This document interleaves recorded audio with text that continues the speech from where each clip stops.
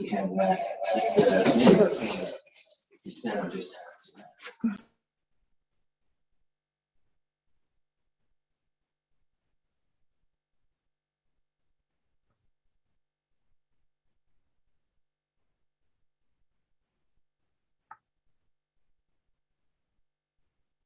They can't see me.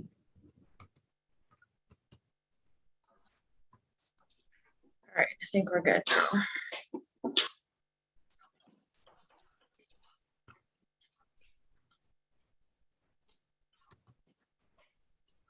it's up to the camera. Yeah. I don't know why.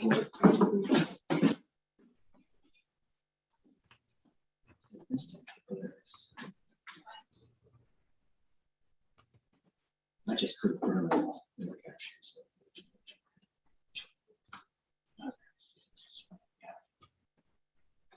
He said he wasn't feeling very good at all. He said it was last minute.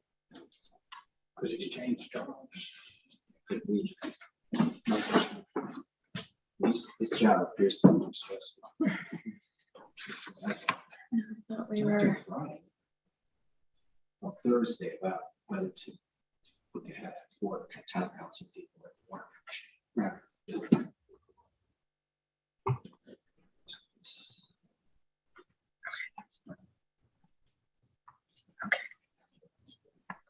All right, so we're just at 7 now. Sorry, we had a few settings that were messed up, but here we go. So Laurel is here. Laurel, you got your video? Hello, hello. I can see everybody. Hello. So we're good to go? Yeah. Laura, will we be able to see you? I don't know, how do you see me? But I can see you. I can see you. You turn the button. Can you see my name? There There you are. Okay, We yeah. see you now. You can adjust your camera, get more. okay. You good to go then? Yep. Okay. Good evening, council. I want to call the August 9th, 2021 Parkersburg Town Council meeting to order at 7 p.m.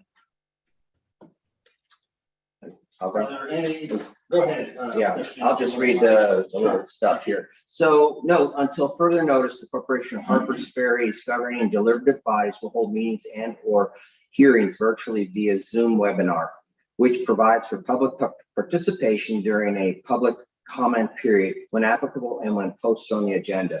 Alternatively, the public may watch meetings by YouTube video live stream or by listening by telephone, and these options comply with the Open Government Meetings Act. I'm going to end it there. Thank you, Christian. Okay. For the record, we have Laurel Drake online. Kevin Carden is absent, and the remainder of the council members are present at Town Hall. Any additions, deletions, modifications to the agenda that you have before the council? There was something I thought was a duplicate. Hang on. Okay. Okay. It's 7B. Isn't there something else I was going through here that kind of brought it up as well, or am I just going nuts? Maybe I am. There are a couple of similar items. It has to do with this is ADA curbs. Yeah. So maybe that was the only one. I thought I saw it somewhere else, but if not, just the one. Okay, Chair, we entertain a motion to approve the agenda. I said, You have a second on approving the motion, second from Chris. Any discussion on the motion to approve the agenda? All those in favor of the motion? Aye. Laurel? Laurel, how do you vote? Aye. Aye. Okay, thank you, Laurel. 6-0. oh, I'm sorry, who is taking notes this evening? That's a good point. Who is the best scribe? Everybody. I'll tell you what, we will have 2 people. We will have Storm, and we will have Jim. Both of you do that and then compare notes so we'll capture everything. So Storm and Jim, thank you both for volunteering on that. I'm sorry, who was the second on?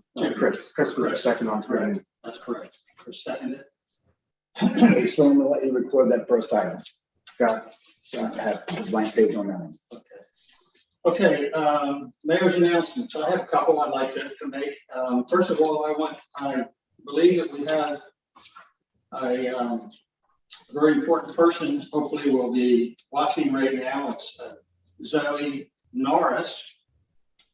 Zoe is a former elementary school student of Jim Jenkins at Mountain View Elementary School. She is a senior at Woodgrove High School, and she will be attending Fordham University and will be a political science major. So Zoe, hopefully you can hear us. I want to welcome. She wanted basically to see a municipality in action. And Zoe, when you become a U.S. Senator, you can remember that you got your start by listening to the first municipal meeting ever held. So welcome, Zoe. Good luck to you. Mr. Mayor, Zoe Norris will be a force to be reckoned with. Okay, very good. Well, she may go beyond. She will. The other thing I want to extend, and I don't know if he is watching, but congratulations to Jay Premack and Aaron on the birth of their son, James Patrick Premack. So Jay and Aaron, congratulations to both of you, and life as you've known it will never be the same. I told him that. A couple other things. I want to make a couple comments of appreciation, and I did this in a smaller body, but I think it's good for this larger body. I am particularly, I want to recognize all of the work and effort of the parking committee under the leadership of Christian. And the parking committee, hopefully I have all the names, Christian, is Hardy Johnson, it was, Barbara Humes, and Patrick Tierney. Yep. Members of the communities, in case you do not know, the parking committee has basically been one of the driving forces regarding keeping Harpers Ferry solvent in our financial situation. And if it hadn't been for the diligence of Christian in monitoring and setting up this entire parking issue, right now, I believe our figure is we are averaging somewhere between $200,000 and $220,000 a year. That is an awful lot of money for a small municipality such as ours, and it has made a significant impact on what this small corporation is able to do, where we were not able to do this as little as 5 or 6 years ago, because things were rather bleak back then. So, Christian, I want to extend on behalf of everyone in this community, thank you so much for everything that you've done to guide us and to assist the town financially. It was a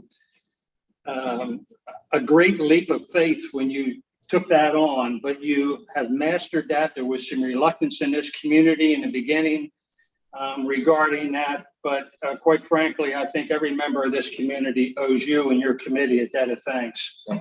And I also want to mention another individual that was involved in this several years ago, and I don't believe John has ever received the recognition that he rightfully deserves, and that is John Brown. It was John Brown's idea that the town should look into putting up parking meters back in 2016, and he kept pestering me and pestering me and pestering me.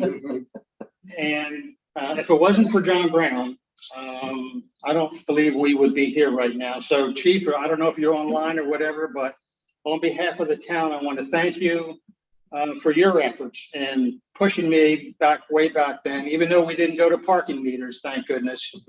The concept that you pushed came into fruition. So, Chief, thank you very, very much. I also want to recognize outgoing Peter Dessauer.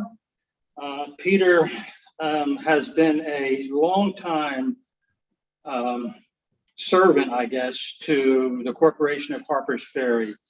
I remember when I moved here in 2004 and became a member of the Landmarks Commission, Peter was on Landmarks, and he has served faithfully through the years on both Landmarks and the Planning Commission. And Peter, if you're out there, thank you so much for your service. I also want to recognize another individual who had a thankless job as a volunteer, and that's Mike Boucher. Mike has served over a decade on one of the most difficult commissions that we have in any municipality, and that's the Board of Zoning Appeals. The Board of Zoning Appeals, also referred to as BZA, is a quasi-judicial board. And Mike served on that board. He was the chair of it, or president, whatever it's called, I forget, for many, many, many years, and guided that BZA through some very difficult times. In such a small community such as Harpers Ferry, where you have about 280 people, it's the BZA that sits in judgment of their neighbors regarding property and changes and this, that, or the other. And Mike was always there. He was always fair. His integrity. It was always a pleasure knowing that Mike was at the helm of BZA. So Mike, if you're listening or watching, thank you so much for your service, and I hope that you reconsider sometime and come on back. The other final thing I want to mention is that, and this will go to Landmarks later on. And Landmarks will be working on 3 fairly significant issues. And this probably will be one of them.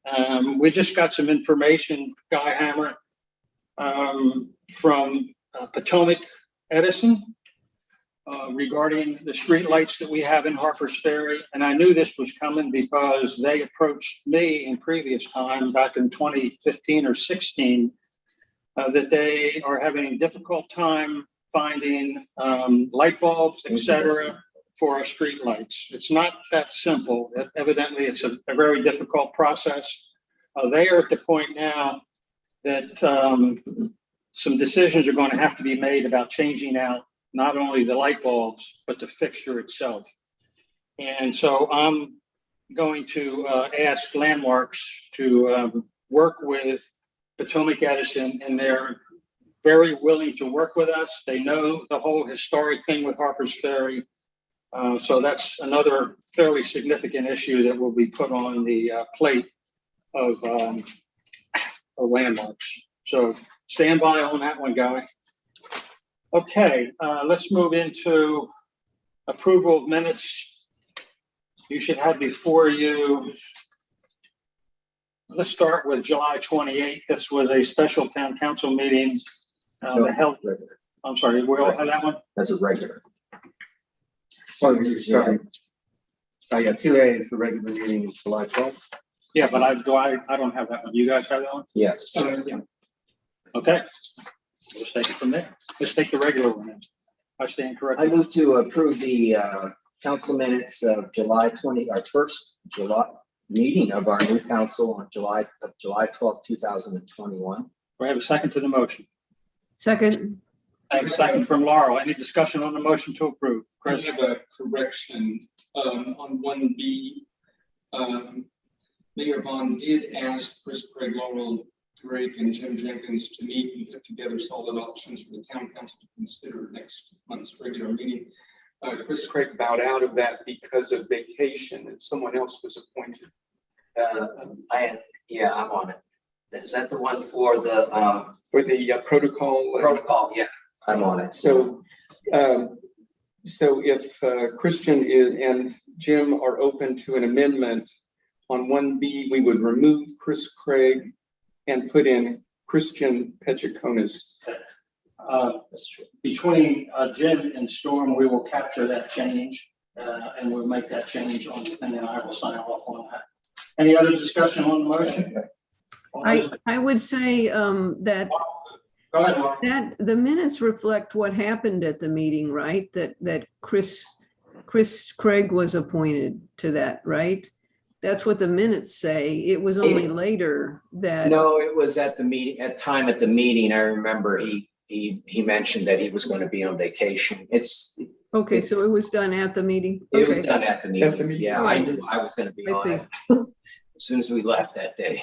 Okay, Okay, all those in favor of the motion? aye. Okay, motion carries, that would be 6-0 for the record. Okay, the next one would be July 16th. July 16. Yeah. Okay, That was a special, these are special. any meetings. additions, changes to the July 16 special town council meeting? Entertain a motion to approve. I move to approve the minutes of July 16, 2021. Second on the motion, second from Storm. Any discussion on the motion to approve? All those in favor of the motion, say aye or raise your hand or Aye. something. Aye. All right, Chris, I abstained. I was not here. we have 5 for, 1 abstention. Is that the correct word? Yeah. Yeah, sounds good to me. All right, good. Let's go. Let's go with where, We got July 28th now. okay, July 28th, special town council meeting.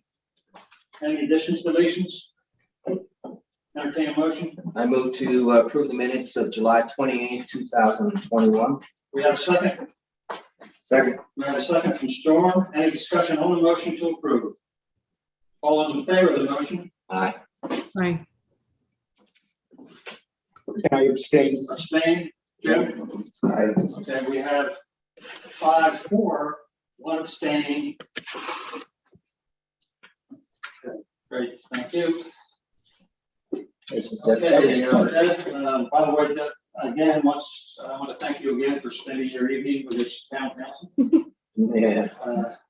Let's go to Treasurer's Report 3A and B, review and approval of financial reports.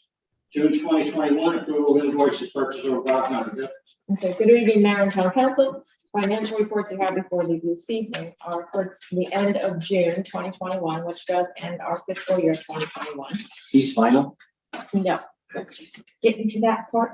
Oh, okay, sorry, I These took your reports- thunder. I'm these sorry. reports Are not, however, the completed year-end report.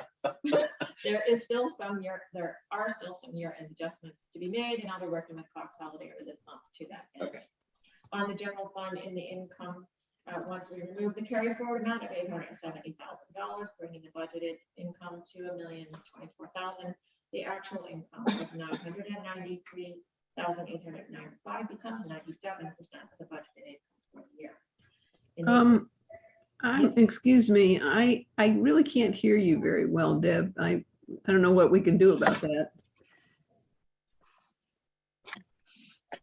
Okay, is that a little better? Yeah, thank you. In the expense area, everything seems to be falling fairly well within the budget, and with the carry forward balances removed, our operating expenses are at 91.5%. In the water budget, we have been watching the revenue number for accuracy and projections made from the December rate increase. In June, we did experience a 47% increase in commercial usage, which is attributed to normal tourism increases that we do see in this time of the year. So that brought our water revenue right into line, making that 99.8% of the budgeted amount, which confirms the projection due to the rate increase. When we remove the grant monies of $25,000 from the budgeted income that we will realize in fiscal 22 instead of 21, the actual income is right on target for the year's budget. Again, this is not a true year-end report, and we will still have adjustments to make in the expense areas, but overall, the expenses are running at 80% of budget. Any questions? I want to point out a real positive. You mentioned earlier about parking, and I'm looking at it right here. The number one revenue item was parking. The 208,000 exceeded sales tax revenue as well as business and occupancy tax. So, and by the way, when I look at numbers, I look at the big ones. So where the money is. And so that's a good trend. Hopefully we can continue this.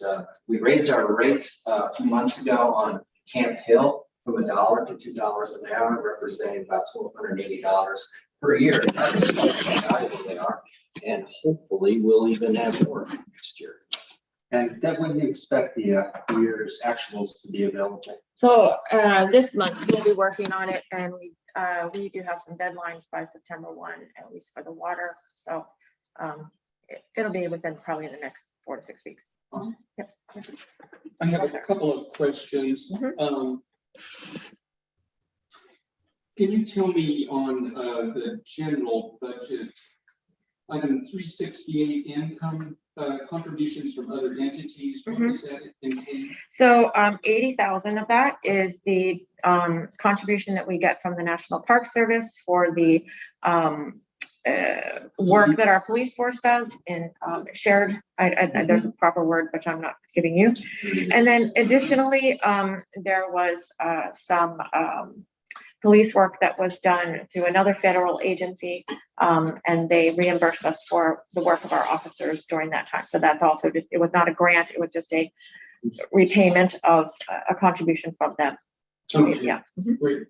I also was surprised on snow removal. I think about the big expenditures on snow removal, and we're right within budget. Well, And after some major adjustments. 2 revisions. 25,000. Yeah, Okay, it's, 55, 56. What we knew, well, the year before, we had virtually no snow. That's true. Actually, 2 major snowstorms, and 2 of them are like almost back to back, and it was a nightmare. Yeah. Yeah. And we had a new company doing it for the first time. And we, yes, we had new companies, so we're all very aware as we move forward to that, which will be coming shortly, I'm sure, to get that out to bid.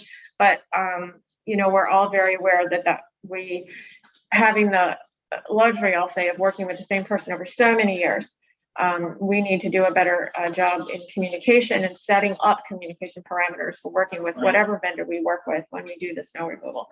And it always starts out, we always go back and look and say, okay, what have our experiences been? And then we got to just take a stab at it. You guys we currently don't have any established procedures, but that might be a thing. Not thoroughly written out, right? And it's also a matter of who's supposed to talk to who and who authorizes what, and that just all needs to be flushed out with how you work through a snowstorm. And what happens is we have two other entities involved in snow removal. West Virginia and the National Park Service. So we have, it's 3 governmental entities, and we don't really mesh. Right. So we need to, that's something we need to work on. And Yes. they're certainly aware of that.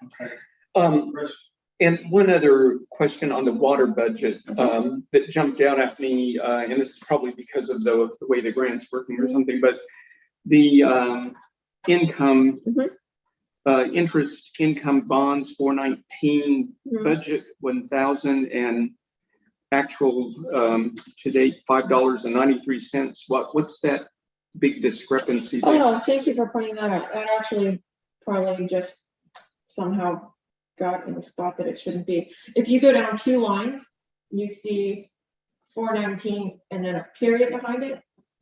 I think that is just that $5.93 should be captured down below at that other interest line. Yeah, that's just in the wrong spot. So basically, Oh, no, I see what you're saying, but then there's, okay, so yes, I do follow what you're saying. And then what we do is we put all that interest in one place throughout the year, and then we, at the end of the year, we parse it as to where it goes. So that would probably more likely read 0, as it probably has on previous months. And at the end of the year, when we close the year, we'll move that around so that it matches up with the proper lines. Okay. Yeah. so the general budget is also set as a budget of 1,000 against which, whatever comes in until they're matched up later. So we're on the general budget now? No. So on 419, the interest income. Yeah. So it shows the budget is 1,000. So is there a corresponding place somewhere else that has the same? Yeah. budget? So if you go down 2 lines, that 419 interest, that's where all the interest gets captured throughout the year. And then at the end of the year, they're going to move it to the bond. Yeah. Yeah. Okay, Chair, I entertain a motion to approve the financial report. I move to approve. Can I do it in one motion? Let's do that. I move Well, I didn't say anything, I didn't finish. I move to approve the month of July. What's this? It says, oh, that's the police report. I'm looking at financial reports for the Corporation of Harpers Ferry and the Waterworks through June 2021. I have a second on the motion. Chris Craig, any discussion on the motion to approve the financial reports? All those in favor of the motion, raise your hand. Aye. Laura? Aye. She said aye. Thank you. Deb, do we have any approval of invoice purchase over 500? No, not, or already not part of the budget. Let's go to 4A Police Department, Chief Chief, Brian, are you you? just brought him in to the meeting. Yeah. Can you hear us, Chief?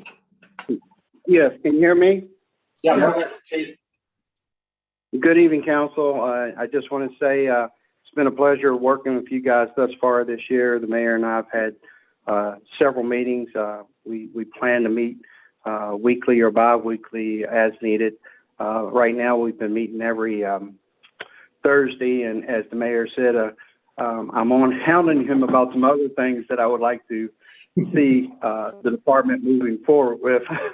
So we have some big ideas. I'm very ambitious with the department and trying to move it forward and serving the community of Harpers Ferry with the best equipment and the best officers that I can find to put on the street to serve the community, which we've all come to enjoy and like serving a lot. So in saying all that, I would like to give the monthly reports for July. For the month of July, we've had no accidents, no call outs.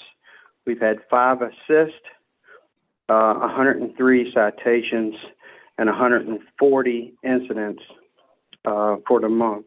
But like I said, it's been a privilege meeting with the mayor thus far and hearing his desires of the department and him listening to mine and us meeting along the way. We both have big plans. We're all about community policing. We've addressed and spoke about some concerns, the traffic lights along 340 and the intersection there at Union, or not Union Street, Shenandoah Street and 340 with the need of safety and people re-entering 340 from Shenandoah Street. There's some busy times that the traffic flow is kind of heavy. So we're addressing these concerns and speaking about them, and we want to do a good job. I also spoke to the officers to make sure that we're doing more community policing, where we're out walking around in the business district, in Lower Town, and in our community as well. So hopefully you'll see us a lot more.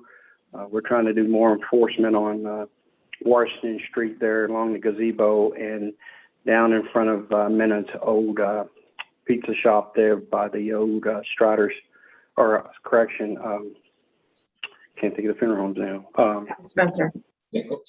Spencer. Yes, Eccles, right. We're trying to do more enforcement along in there, just to make sure the cars are doing the correct speed limit and all.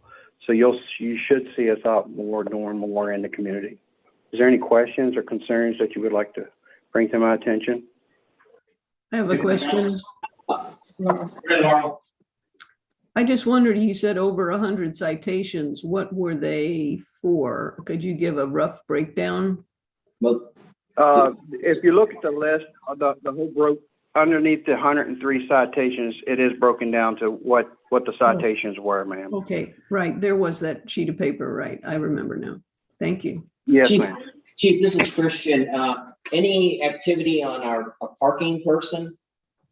Parking attendant? We have not received anything. I am going to put it back out there again, and I'm reaching out to a couple people that I think would be helpful in assisting us with the parking enforcement. The officers, for the most part, have been working the parking themselves for the time being. So it's kind of different from other things, but they've been staying on top of that as well for us. Yeah, I see it. We had a situation a few weekends ago on Washington where a whole bunch of people were parking by the, what's that, preschool where the church is, that whole street. I've never seen anybody park there. There was about 8 or 9 cars parked there. I guess when it just takes one Yeah, and then they all start going. same thing happened on the street. It just takes one ticket on a car and get started. Yeah, you're exactly right. It takes one car and then everybody else thinks it's okay to do it. And that becomes an issue from time to time. When they see one car do something, everybody wants to follow suit. The parking person had to go down there and check it out with your new police officer, Steve. This is Steve. Yeah. Nice guy. Chief, could you do one thing for, I guess for the town? I don't think there's probably anyone sitting around this table or any resident of Harpers Ferry or Bolivar who has not seen this, and that is coming from Charlestown. And you pull off at the Bolivar light to make a left-hand turn, and you're waiting, and then a tractor trailer is barreling, what's the word? Barreling. He's going down real fast. And he blows through the red light, and then other vehicles follow him. Chief, I'm wondering, I'll ask you if you could cross over either to the sheriff or the chief deputy and see if they would be willing to set up a concentrated enforcement at that light a couple times a week, maybe, and just be visible that they're enforcing that, and maybe we can slow that rage down a little bit. Could you cross over for me? Yes, sir. I will make that connection for you and address that. That was one of the things we had spoken about that you asked me to follow up on, and I will definitely reach out to them. I know they're just like any other department. They're short-staffed. They're in demand, and their philosophy of calls are way more than what we have. We do have a special deputy status. I don't know if he would allow us to do some enforcement at those lights under the special deputy status or not, but there's very little enforcement that goes on there that you and I had discussed earlier. Because of their focus is on calls and not traffic. Right. And I understand that for a department that's serving, I think it's 53,000 residents in Jefferson County, and they only have 20 some officers. But it's worth asking. It's worth trying, John. So I think the last thing we want is for you guys to be called up there for secondary enforcement to back up the sheriff on a triple fatality there. So, do what you can. If it's not possible, that's fine. But I would be remiss if I didn't try to bring up an issue for correction. Anything else for the chief? Thank you, chief. Thanks. You're doing a great job. Thank you. Yeah. Ordinance compliance, this would be 4B. Kevin is not here. Who else is on ORC? Anybody here? Okay, hearing none, we'll move on. You can look at it. Yeah. Let's go to the town council ad hoc meeting, discussion and action on future meeting protocols. We've got that. Okay, I got it. I sent the attachment to be put on the meeting, but I don't think anybody got it. So then, so let me just read it. The committee is Laurel Drake, Jim Jenkins, and myself. We met informally online and did some stuff on paper. And later last week, we got together physically and we discussed, because there have been developments with the COVID-19. Things have gotten worse with this highly contagious Delta version. It's quickly spreading among the unvaccinated. And by the way, our counties at full vaccination is about 43%. It's above state, but man, that's not very good. So it's an issue, and we have to be cognizant of this COVID still. Our recommendations are that the town council and deliberative bodies must always defer to the West Virginia governor's pandemic orders. Whatever that the governor says, we really must abide by. Next, each Harpers Ferry council, commission, committee can determine themselves, this is what 3 of us put together, determine ourselves in a combination of some members in person and some people be on Zoom, kind of like this. We're together, but sometimes some people are uncomfortable coming. So in Laurel's case, she's actually traveling. So, and this is for all the commission committees. And by the way, I'll make sure everybody gets a copy of this, okay?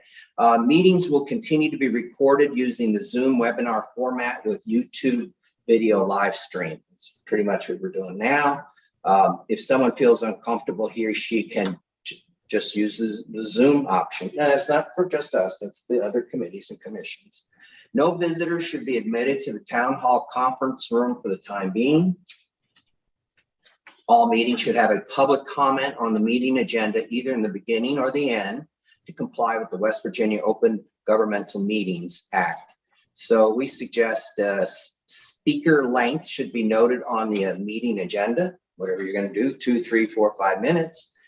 All potential speakers should request a meeting slot at least 1 day prior to the meeting date so that a Zoom link can be forwarded to them by email, not the day of, the day before. Requests should be directed to Pat Morris, the office coordinator, or whatever her new title would be. And that was it, other than we're going to continue to monitor the COVID-19 situation and come up with more updates. So did you guys discuss bringing people back in here, very similar to what some of the other municipalities? Yeah, well, our problem is, I know the other municipalities, and we didn't think it was a good idea due to the size of the room. Okay. We felt that the other facility, the other places have much larger meeting rooms, unless we shifted our meetings to a larger facility. But right now, this room is inadequate to have, I think, an audience right now. And we don't know, I think amongst us, I think we all think we're vaccinated. I'm not going to commit to that, that's for sure, but I'm pretty sure. But we don't know about the public walking in the door, and I'm not too comfortable with it. Okay. Myself, and I think Jim and Laurel were the same. Did you guys have anything else that I missed or want to add? I Or think we did discuss if we do allow visitors, the chairs will be rank and file, 6 feet between rank and file chairs. Okay. Which will limit attendance and work during the damage otherwise. Okay.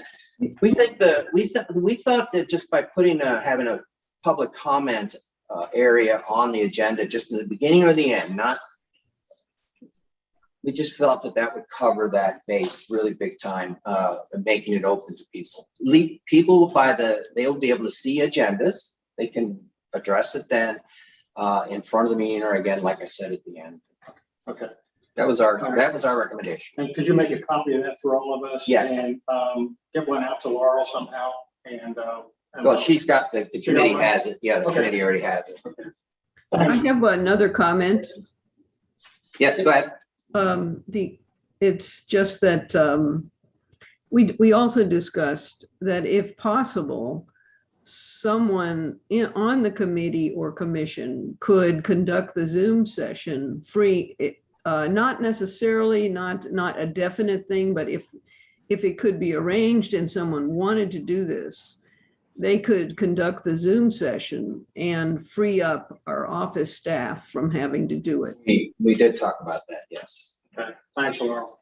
Yeah, that's real important. Deb and Patty Morris, the amount of time that they spend doing this stuff, we need to really take both of them into consideration. And thank you to the committee for doing this work. I think we were optimistic when we first discussed it that we would be able to do something that is in person, but unfortunately with the variant, it just doesn't seem like it's safe to do so. Right. And yeah. And I can just say probably most of the committees and commissions are pretty used to the old format. The problem is we noticed the other day when we had the water commission meeting, Deb is doing an executive session. That is complicated because you have to shut down the public feed. Then we meet, and then you have to turn it back on, and we have to rehook up. It's you know. Yeah. Okay. Thank you, Christian. Thank you, committee. Appreciate your work on that. I was in error a few minutes ago. I don't know why I read 4B as ordinance review committee. Oh, it's not. No, It's a not. Of course, compliance my wife's officer. going to accuse me of, why didn't you wear your glasses? It is. Well. 4B Sorry, that item was just on the agenda. We can't is discuss the much. ordinance compliance officer. So let me Correct. jump back to that if I may. Okay, yeah, no problem. Okay, the only thing I wanted, and I've been with Kevin Hamilton quite a bit on this. Okay. He is really being thrown in. Is he online, by the way? I wish you were. No, he is not. Okay, he is really being thrown into a quandary because he's getting an awful lot of requests for fenced structures. We have no ordinance covering fenced structures, so he then has to turn it over into the BZA. And then that calls for a class 1 in the newspaper, and then it calls for meetings, and so I've been back and forth with Kevin Carton, and Kevin has resurrected the old fence ordinance that was looked at several times. There were several objections from previous council members regarding that. And obviously, he hasn't sent it to me yet, but as soon as I get that, where it's at currently, I think they last dealt with this in February of 2021, I think. They last looked at it and not too much progress was made on that. I'm suggesting that we do what we can to get a fence ordinance. I mean, this is not going to be unusual. There are many other municipalities like Harper's Ferry in a historic area that have fenced ordinances. So we can gather one, use it as a go-by, and let's get ours, and let's end this quandary that Kevin Hamilton he's placed in. That's all I wanted to talk about on that.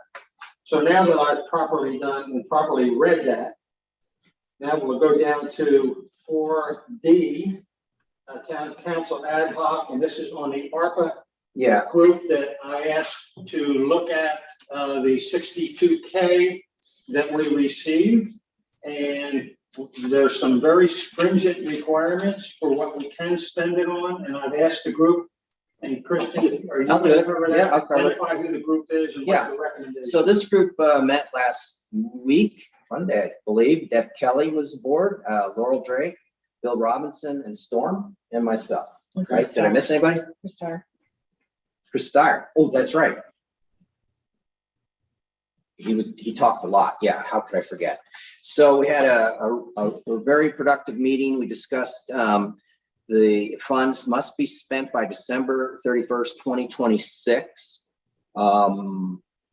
And so we think we can spend it a lot faster than that. It's approximately $62,000. We've already received our first installment. We will receive a second installment a year from now. From speaking with our Chuck, our CPA, the Harpers Ferry CPA, he suggested that we do spend it quickly, which I said, I don't think we'll have much problem with that. So basically most of the people in the group were from the Water Commission, and so we decided we're going to focus on a water project. So we looked at one project, the special dumpsters, a special dumpster that filters out water to remove sludge from the sludge pit. We decided that was a great thing they might want to do. They do have it in their budget, but we felt that this would be kind of difficult with the parameters that's written in this law to use this particular item. So we opted not to use it. So then we looked at some other options, but we finally fell on the Elks Run 8-inch main distribution line, the new one that's being put in. And Bill Robinson's going to talk a bit about it, but we felt that's our first big bid project, and it's turnkey, still hasn't been approved. And that would be our candidate for the money. Well, for that. and that from the opinion of what 5 of you that were in there, and what little or what much you know about the ARPA requirements, you feel to the person that qualifies for that.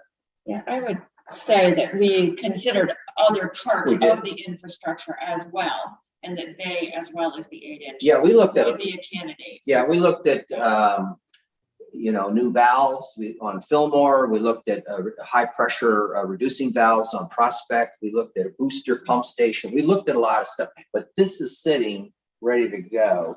And it all depends whether we do the Elk Run bid that's up in the air as we speak, and it'll be discussed later in the meeting. Okay. So we did discuss that maybe in the future, we combine more projects into one bid so that we can be more attractive to vendors. And that was Deb Kelly's idea, and I thought it was an excellent idea. That may work more for the second project and the second round of money a year from now. So that's what we came up with. Okay. That's a whole hour. A comment I'd like to make is that the 8-inch main project is estimated to be costing $100,000. 121,000 was the last at least the bid. 100,000. So basically it would It's gone. be easy to spend the 60,000 on that, because that is less than the 100,000 estimated that project would take. And also I also want to say that we discussed how because smaller projects like $100,000 project might not have as many bids because companies want to have bigger projects, that it may be combined with other projects when it is bid out, because if you make the whole thing bigger, more than $1 million, it may attract more bidders, which would help us with our costs. Yeah, though we have to be careful we don't get too big of a bid.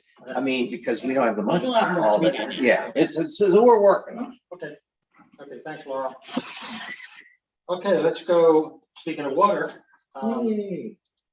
let's go into the water department. Bill, are you online?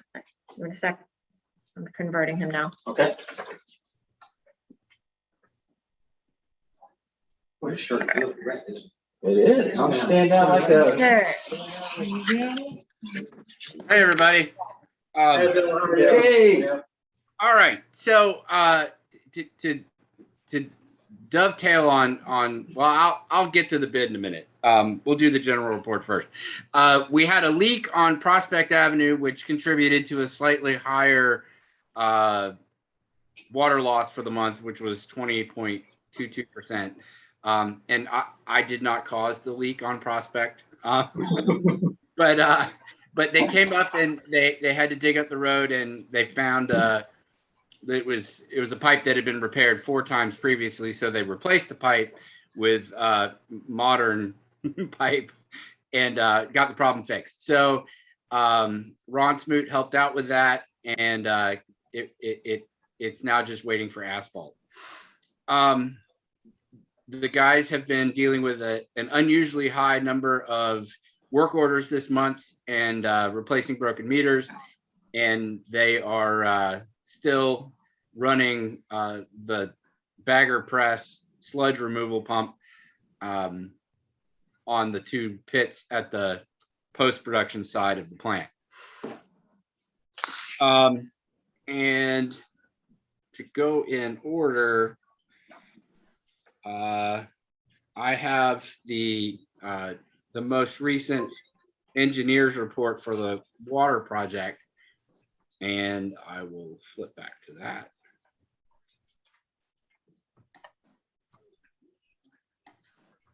Okay. So the contractor, Alvarez, has formed, reinforced, and placed the flocculation tank concrete walls and has begun installing overflow and effluent piping at the sedimentation basin and flocculation tank. And that's the tank that is up the hill from the plant that's pre-production. The excavation has been completed and the mat slab has been poured at the raw water intake. Wall forming is currently ongoing. Installation of site piping has also begun. They plan to complete pouring the walls and perform the water leak test at the sediment basin and flocculation tank. And then they will be forming the walls at the raw water intake structure and continue installing the piping that goes with that. Gwynn Dobson and Foreman's resident project representative, Dave Gutsky, has continued on-site full-time inspection duties and has been coordinating efforts between Alvarez and Harpers Ferry personnel. GD&F has received 43 submittals to date, most of which have been reviewed and returned. The first Paul microfiltration system submittal has been reviewed along with several other equipment submittals. Several requests for information, RFIs, have also been processed. Alvarez received payment for pay application number 3 in the amount of $130,721.79 and submitted application for payment number 4 in the amount of $245,588.94. This application has been reviewed and approved by GD&F.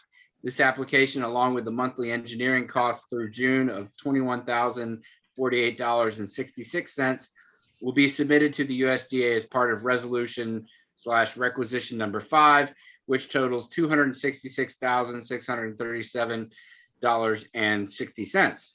This amount should be deposited directly into the corporation's USDA account, at which time payment is received. The corporation will mail checks to Alvarez and GD&F. The third progress meeting was conducted on site July 22, 2021. The fourth progress meeting is scheduled for August 26, 2021 at 9 a.m. and will be also held on site at the plant. And everyone should have the progress photos to accompany this. It's kind of hard to really get a sense of the scope of all of this from photographs, though. I highly recommend everyone take a trip down to Bakerton and eyeball the chaos down there firsthand. Is this really quite a big project? The next item is the resolution number 5. And this is resolution number 5 of the town of Harpers Ferry approving invoices relating to the construction and other services for the water project and authorizing payment thereof. Whereas the town of Harpers Ferry has reviewed the invoices attached hereto and incorporated herein by reference in relation to the construction of the water project funded by the United States Department of Agriculture, and find as follows: that none of the items for which payment is proposed have been requested from another source, that each item for which the payment is proposed to be paid is or was necessary in connection with the project and constitutes a cost of the project, that each of such costs has been otherwise properly incurred, and that payment for each of the items proposed is due and owing. Now, therefore, be it resolved by the town council of Harpers Ferry that the payment of the attached invoices as summarized below are hereby authorized and directed. And that's for Gwynn Dobson and Foreman, $21,048.66. For Alvarez Contractors Incorporated, $245,588.94, for a total of $266,637.60. And Sounds good. you want to do? Bill, are you recommending that I endorse this resolution? Yes, You can vote on it. and the I'll make council. a motion. Yeah, I'll make a motion. I motion that we approve the payment for resolution number 5 and invoices for the water treatment facility improvements. I second. Okay, any discussion on the motion to approve the total allocation of $266,637.60? Any discussion on the motion? I was going to say one thing, all check signers, remember, you're going to see this. That's why we're doing it here today. We're approving it as a council, but you're going to see it, and you will need whoever the check signers, and I'm an approver. So, and there'll be a copy of this motion attached to that. Just a little background. Thanks, Christian. Any other discussion? All those in favor of the motion, raise your hand. Laurel? I see it, Laurel. Thank you. 6-0. Deb, do I endorse this one, or do you have a clean one? I'll have it for you in the morning. Okay. Yeah. Thank you. Go ahead, Bill. Okay. Next item for discussion is the bid that we received for the Elks Run 8-inch main relocation project. And is the bid we received in the materials for the meeting? Yes. Yes, it was. Okay. All right. The Water Commission met on Friday, August 6th. And after Some budget finance people were there. yes, and we had guests who were helpful in providing insight into the discussion. And after much discussion, the Water Commission voted to recommend to the town council to reject the bid and to immediately rebid the project. And I think, does anybody have any questions about that? No, I don't. Okay.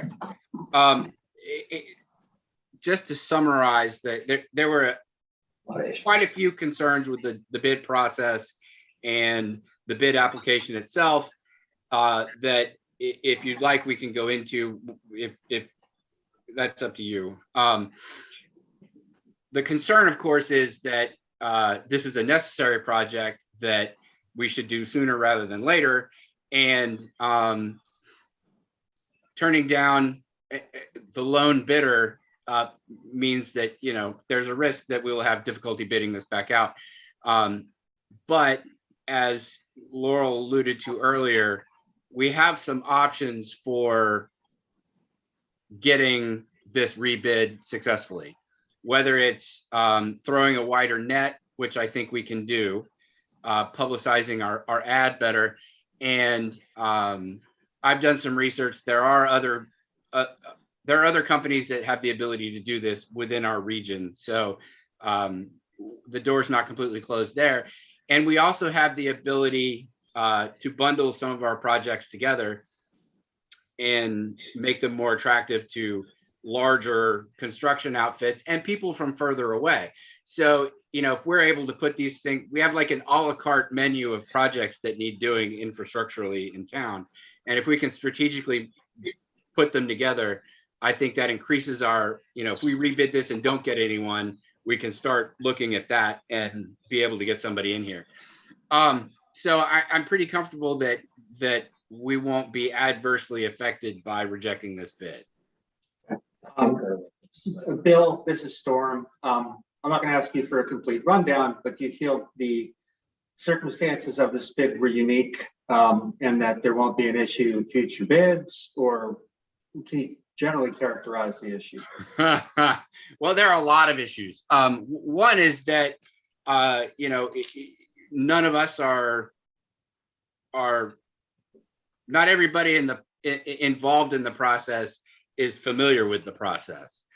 We had some communications that shouldn't have happened with bidders that, you know, it made it difficult to, you know, really tell if we sort of kept everything, you know, communication wise proper.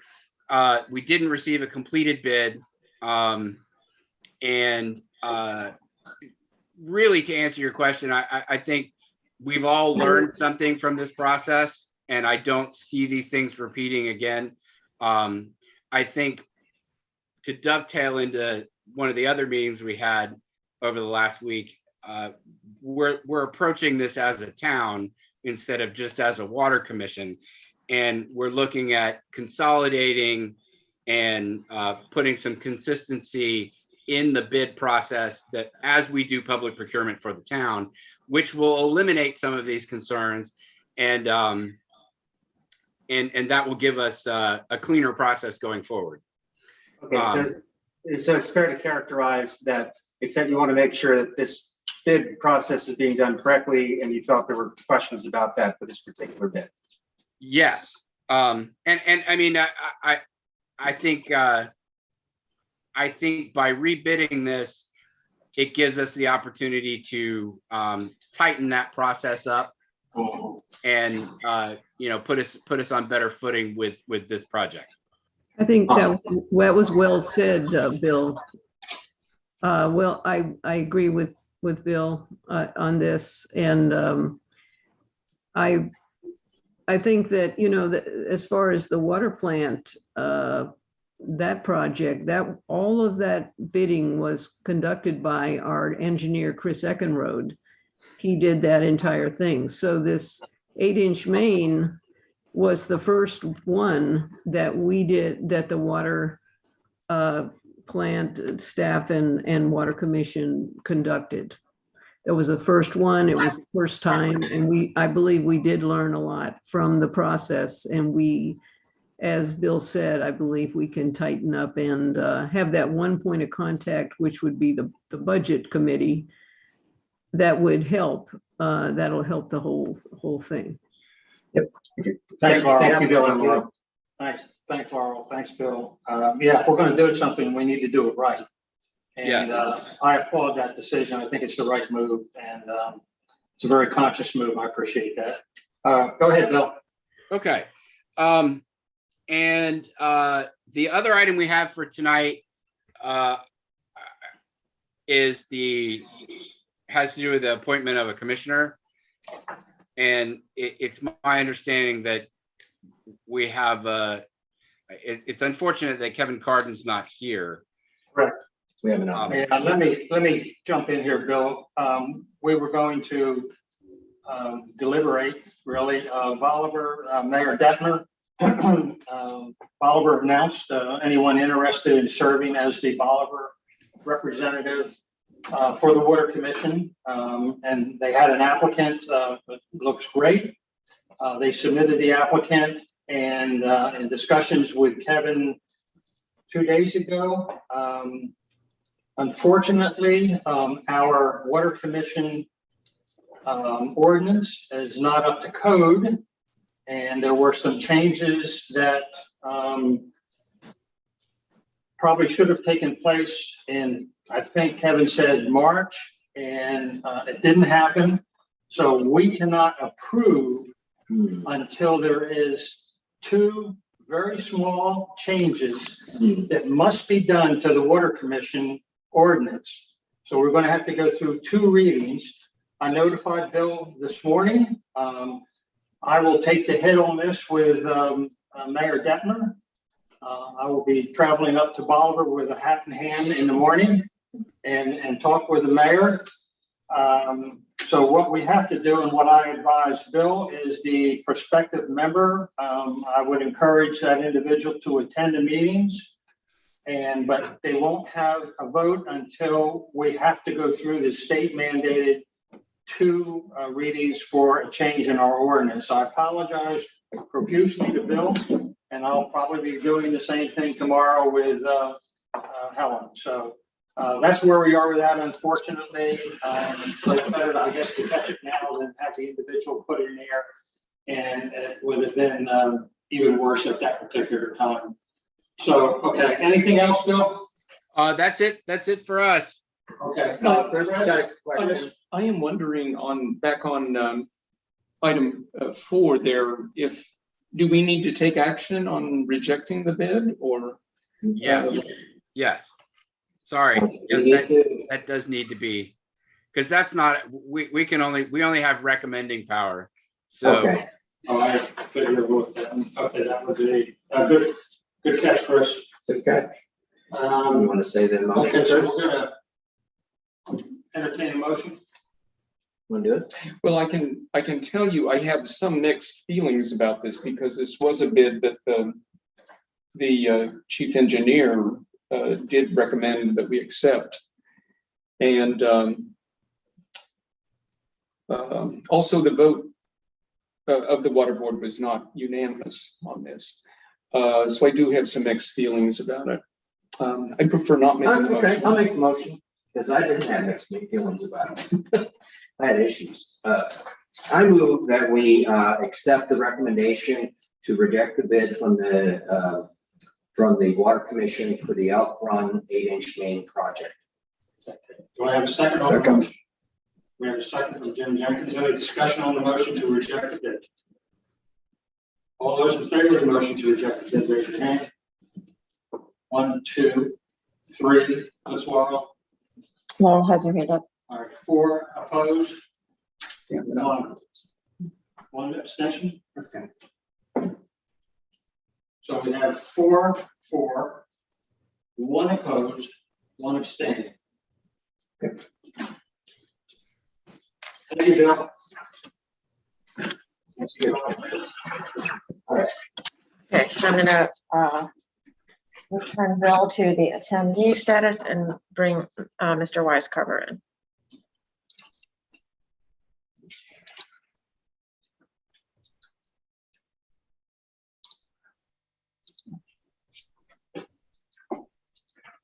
Oops.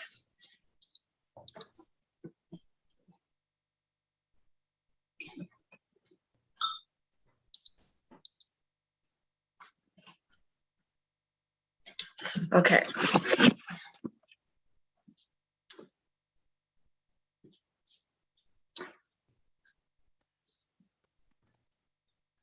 Hello, good evening. Can you all hear me? Yep. Yes. Good evening. So I'm going to give my report, not a briefing. Really, it's about the last meeting on July 20th. The Planning Commission at that time was composed of 5 members. Myself as president, Roberta Mead Curry as secretary, Mr. Ken Dill, and Mr. Jim Jenkins. In attendance, but not voting members, were Peter Deshauer and Christian Pechiconis. And in addition to their attendance was Tyler Mayhew, who was the, geez, it's pretty dark. I guess, I don't know, it's dark up here, so I guess you can't see me, but you can hear me. Tyler Mayhew, who was the president of the tree committee.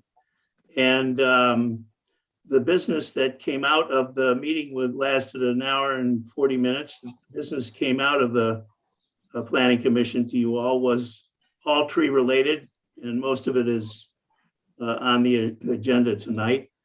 What did I say? Oh, yes. I wanted to say one thing. The tree committee is really something. They're a committee for which the town can be very proud. They work very, very hard. They're very dedicated. Tyler Mayhew's the president, Christy Huddle, Robert Nelson, Ken Kosa, and Jim Jenkins are all members of that committee. And they, in my opinion, whatever they want, we should give it to them. And that's the end of my report. The 5 items for the that came out appear on the agenda under tree issues. So that's my report. Tim, you want to go ahead with the discussion action regarding recommendation to adopt the 2021 Demonstrating City Tree Grant proposal? Sure, I didn't realize I was supposed to do that, but that's the tree grant proposal for that Christy Huddle wrote up. You should all have a copy of it, I guess, and we hope that you'll pass it and not much. You're recommending approval?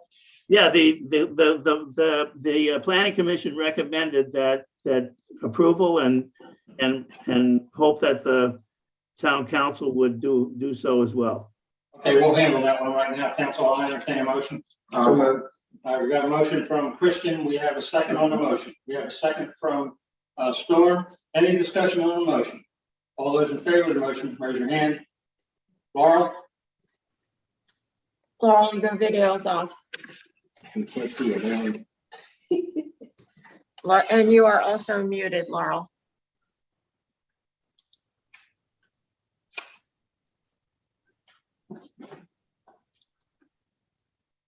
I'm wondering if she's having a connection problem. Mr. Weiskorber? All right, we will go with 5-0 on the vote, okay? It was, I didn't quite catch that. The vote approved, 10-5-0. Oh, okay. So on to number 3 then. Yes, Okay, the planning commission recommended that the maintenance budget for an increase in hours be approved. The reasons for that are numerous. A lot of the volunteer work is done by Christie and Robert, and they need some help. And we thought they were deserving of that. okay.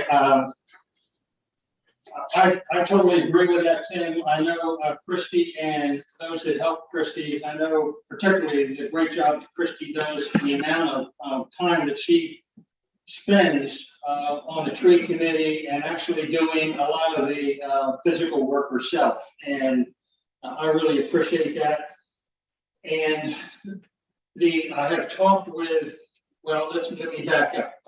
We have approved our maintenance, Larry Waters. He is now a full-time employee, not to exceed, Debbie, is it 35? 35 Yeah, not hours. to exceed 35 average Average per year. hours per week. And I tell you, Tim, he is maxed out, but here's what I'm recommending. I am recommending that we consider contracting that work out. We have a budget that will sustain that work. And so I have no issues there. I don't believe that Tim, that Larry has the hours in the summertime to take that on full-time carry for all of the trees. I think what we ought to consider is contracting with a professional landscape company that deals with this every single day of fruiting trees, caring for the trees, even planting the trees. And I would propose that we get a group together, meet with and get a scope of work, and then we'll contract that out and take it completely out of the hands of the hardworking tree committee. What's your thoughts on that? That's the first I've heard of it. That sounds fine. I'd certainly want you to consult with Mr. Mayhew. We never entertained a proposal like that. So, but it sounds, I see the problem. Is there a way that you can kind of get that going fast, or? Yeah, sure. I can, absolutely. I will give Mr. Mayhew, I'll contact him. I don't know if he's listening this evening or not. And I'll cross over to Christie also and get the ball rolling on this. I think that this is a reasonable fix to the problem. I understand what the problem is and I support it. It's just Larry Waters in the summertime is totally consumed. Sure. With the town maintenance work and everything that he does for all of the public properties that we have. Not enough hours in the day. Well, yeah, exactly. Well, that's good. That sounds like a good solution. Okay, I will cross over to Mr. Mayhew and Christie, and we'll get that ball rolling. And Jim there, the council, Jim is the council appointee on that tree committee as well.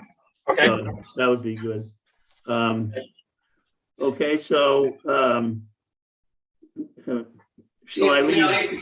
Can I interrupt there with one question about that? Mayor, do we have the money in our budget? This will come out of a different fund. Okay. This country, but the finance report. Yeah. Got it. Okay, thank you.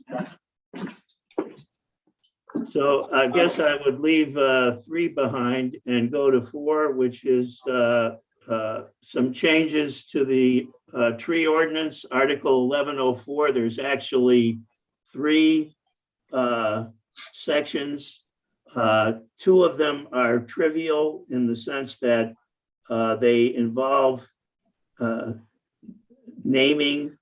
The third is not, and I don't know, it didn't make it out of the Planning Commission. And I put it on the agenda as a discussion, even though we disapproved it. And so I don't know how you are dealing with that one. The first 2 are 110404B and 110407 A. And the Planning Commission recommended that the changes be made to the town ordinances. So this one didn't get approved. Yeah, now, we don't have Kevin here, but if an item was not approved by Planning Commission, can we only discuss it, or do we have the potential to take action on it? I'm sorry, I missed that. I'm asking within the room, you're bringing forth an item for us to discuss that Planning Commission did not approve. Right. This is something that we could take action on if the town council chose. Right. I mean, I don't know that. I hope you would. Because I did listen to that meeting, and What was the objection? well, you know, What it Christian, is. Well, it has to do with the trimming trees on public, that get in the public right of way. Right. In the past, we used to notify the owner of the home or the property, but so many homes there's nobody there, nobody's living there, or they just can't get a hold, so they have had to not do the work and waiting for the approval. This allows us, like many towns in our area, they mentioned Shepherdstown does it this way, maybe another town, maybe Charlestown, but that we would just do the work without the owner's permission, basically. and But get it clear. And Tyler Mayhew actually explained it very eloquently, that this is a solution that, failing that, if tree work were needed, the way our ordinances would deal with it would be to simply send an order to the property owner saying this has to be done. If they're not in compliance, then it goes through that process of potential fines. Yeah, for instance, a few months ago, we had a tree fell down and blocked the road. Well, actually several, and it we have an emergency. There's no time to get a hold of property owners. So The argument that Mr. Mayhew made was a strong one, that it places an onerous burden on the. Remember, these are trees that the base of the tree is on private property, but the problem is that parts of the tree overhang or impede the town right of way in some way. And so in some notifying the homeowner, you might not know how to do that, how to find out who the owner is, and among other things. And the deleting this would put us like other towns. So Shepherdstown, for example, has no notification requirement. Many other municipalities doesn't. And it puts the tree committee in the position of operating under an ordinance that, it doesn't conform to it. It's very hard to do it, and it makes no kind of practical sense. could we have an ordinance review committee look at this?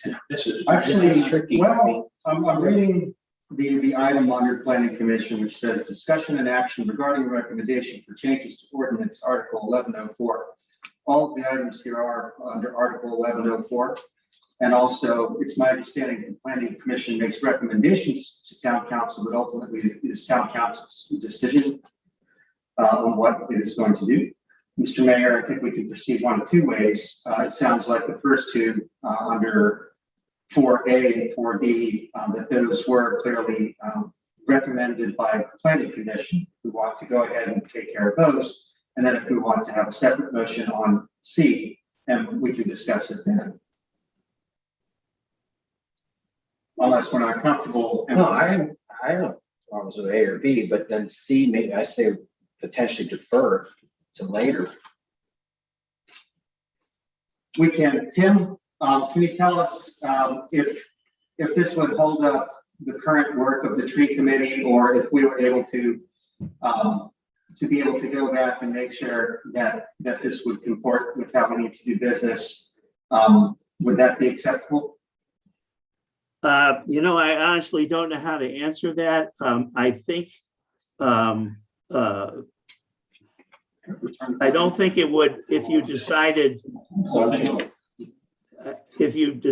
to postpone it. Now, we're talking about 110408, the deletion, right? Yeah. We already have our procedure. They're just trying to update the procedure. Yeah, I mean, I don't think it's going to hurt anything if you don't decide tonight. I mean, you should know that we're not in compliance with our ordinance. I think that's the problem, and it probably is a good idea that we aren't practically. That's all. So one we could possibly do is what we were just talking about, is 1104.04 B, deal with that tonight. Yeah. And then we go to 07A. What's the criticality of 07A? Yeah, Tim. yes. Question, what does 1104.07, which is to rename the tree specifications and standards manual, what does that affect? Because that's one of the ones that planning did approve. Yes, the first two are trivial. They're just name changes and calling a plan a manual. Let's do this. Let's consider taking the first two, which would be 1104.04 A and B, 1104.07A, and deal with them through a vote. Let's defer 1104.08 B and C to ORC. No, excuse me now, 1108 is not B and C. Even though B and C are pictured, the only thing that's relevant is 1104.08. See? Parentheses. C. Not B. B is not being changed. Nothing being changed. Okay, C. Okay, so let's do that. Chris? Can I make a motion? Yes. I move that we accept the recommendations of the tree committee and planning and make the changes in ordinance 1104.04 B as presented,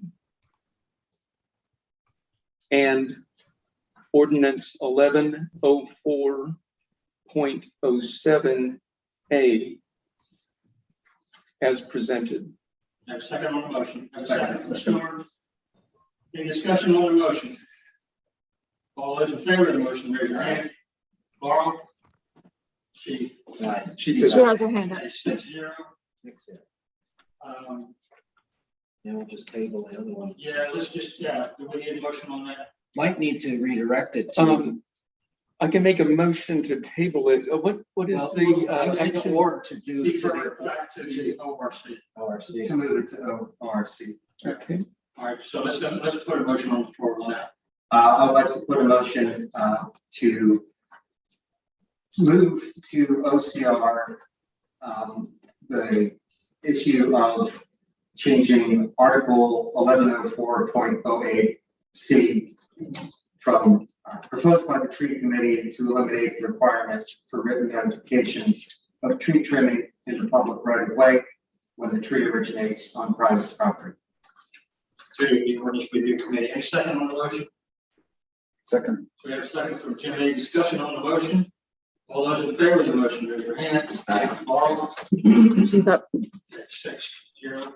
Okay. All right, go ahead, next one, Tim. Well, I think that's, I don't know what to say about 5 and 6. Okay. But Yeah, I that's would fine. like, if I might just ask a question that's technically not there, but related to something that's gonna, just one simple question about a fence application, if I might. Yes. Okay, the reason I'm asking it is because we have at the next meeting, the OCO sent us an application for a fence on the town right of way. And based on what you were speaking about tonight, I'm not sure what I should do about that. Tim, I think we can move ahead on that. That's private property encroaching on public property. I think we don't need, that's the duties of the planning commission. Yeah, that's beyond what type of fence or what the setback. Right, we're not is. gonna do that. We're just gonna talk about the easement issue, and that we are empowered to make those decisions. Not what kind of fence or anything like that, but whether somebody's fence is in an easement or anything from a public property and using our property, it has to be approved by the planning commission or reviewed by the planning commission and made recommendation to the town. Right, council. right. That's what I was going to put on the agenda, but I thought you had earlier said that things involving fences like this were to go to the BZA, and that's why I asked the question. Yeah, but it's a fence problem, but it's really an easement problem on this particular, in my opinion, in this case. So we should hear it. You should hear it. Okay, all right. Okay. Thank you. Okay. Okay, let's move to the next item on there. Have you guys seen this handout? This one, yeah. Yes. You should also have I that. just saw his name. Yeah, he is. Yeah, you should have that. This is item 4F, Roman numeral 5, discussion action on possible nomination confirmation of planning commission members. Council, you have before you an application to be seated on the planning commission. And I am making the nomination for Paul Mayhew to serve as the mayor's designee on the planning commission. You have the bio before you. And so that is my nomination, and according to code, it reads, nominations for planning commission membership shall be made by the mayor and confirmed by the town council. And you want him to be the mayor's designee and not the. Correct. Okay, So he would just serve your 2-year term. Correct. Okay, so we need to know that for Kevin. okay, so that term would end on June 30th, 2023. And I put that in the motion. As your designee, does he need to be confirmed by the council? Yes, that's code. Okay. I will second that. Well, no, he hasn't done it yet. Oh, I thought he, I don't even know oh, if I we need see, a he vote. nominated, It's he just did the a nomination. It's I just- apologize. Oh, That's a nomination. it's a nomination, so there's no second. Okay. I'll call for the vote. All those in favor of Don't you have to go? the appointment of Paul Mayhew as the mayor? Oh, we have to do it individually. We do. Yeah, we have to call. Yeah, I believe every time we did it in the old council, we had to do it by route by name. I vote. By vote individually. Okay. We'll have, And you could start at the end. And you could be last. I, with great pleasure. I, Chris Craig, aye. I for Paul. Yes, he has an incredible common presence. Laurel, And yes, I thank you, Paul. and I vote aye. 6-0. Paul, if you're watching, thank you very much for your interest in serving on the planning commission. Next week. And I look forward to working with you. You are now an official member of the Marcus Ferry Planning Commission at 8:28 p.m. on August 9th. Yay. May I ask a question? Yeah. Yes, two things. Could you arrange for a letter to be sent to him confirming that from the town council? And welcome, Paul. And the second thing is, will Mr. Mayhew be the vice president? Because Christian, when Christian, the mayor's, the town, no, I'm sorry, wait a minute, that's not right. I'm sorry. Liaison, but I wasn't the designee. Yeah, currently, Christian was the town council appointee, but is also the vice president. So we currently do not have a vice president. I believe the ordinance, there's a section in the ordinance, Ken, that calls for when the officers are selected. My recollection is it's the first meeting of the year that you vote. Yes, that's correct. I don't know correct. what happens if you don't have one sitting. I don't have the ordinance in front of me. It doesn't say anything about it. It doesn't say anything about what happens if you don't have a vice president or the Yeah, ordinance. but I don't think it's up to the town council to appoint which officer is going to serve in which position. You can basically put that on your agenda and have election to fill the position if you want. We can have an election to fill a position. Yeah. Okay, that's good news. All right. Okay, all right. We're still right. one light. We're still one person. Yep, I'm aware of that and I'm working on that. Yep, thank you. Okay. All right, council, this next one is discussion and action to rescind March 8th. Let me read March 8th, 2021 motion. Made by Barbara Humes and passed unanimously, I believe, yes. Here was the motion. If I can get it in focus. Motion to grant authority to the Planning Commission to begin development of a 2022 comprehensive plan update task force in order to be in compliance with the required updates of the comprehensive plan as per town ordinance and West Virginia code. And once the task force membership has been proposed, it will be brought before the town council for approval of appointment. Okay, that was passed on March 8th, 2021. I think this action was well-intentioned by the previous council, but I believe, from my perspective, that a course correction is needed. Now, with that said, let me share some concerns with this body, why I think that we need to regroup. First, I don't think it's any secret that the Planning Commission appears to be struggling and divided regarding the entirety of the comprehensive plan update process. The meetings on this topic have been, in my opinion, somewhat less than productive at times. Unfortunately, excuse me, Tim, unfortunately, there is a degree of disharmony and apparent uncooperativeness that I think should not exist. There are good intentioned people on the Planning Commission, but I believe its current trajectory seems to be somewhat fragmented, and this is simply not healthy. It's not healthy for the town, and it's certainly not healthy for the individual members of the Planning Commission. Point number two, I also think that there has been a misplaced emphasis on timing. Our current comprehensive plan update is not due until 7:13 p.m. on August 30th, 2023. That's 2 years and 1 month, approximately 1 month from today.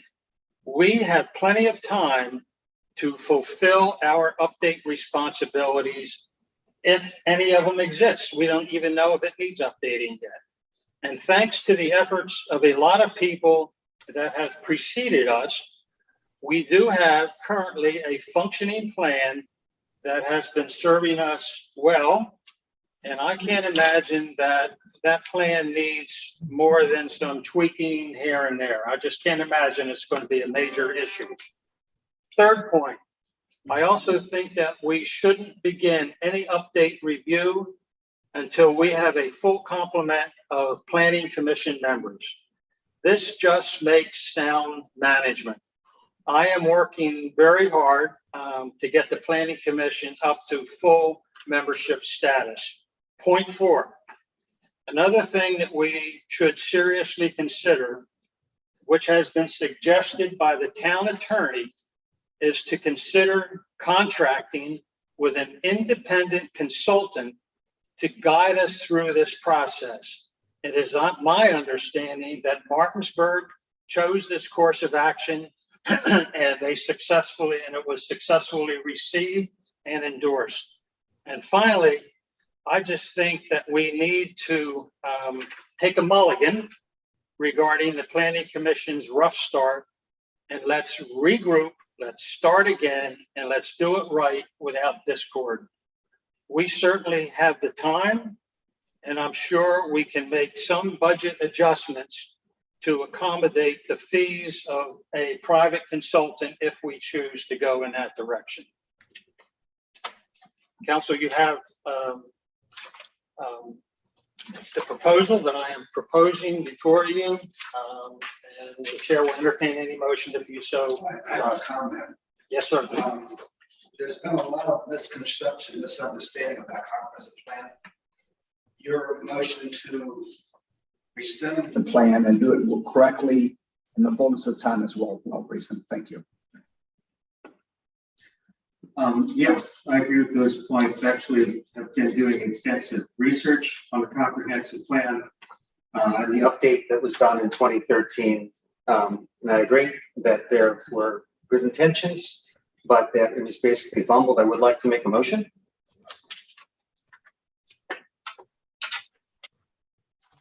The motion is to rescind the authority previously approved for the Planning Commission to begin development of a 2022 Comprehensive Plan Update Task Force in order to be in compliance with the required update of the Comprehensive Plan as per town ordinances in West Virginia Code.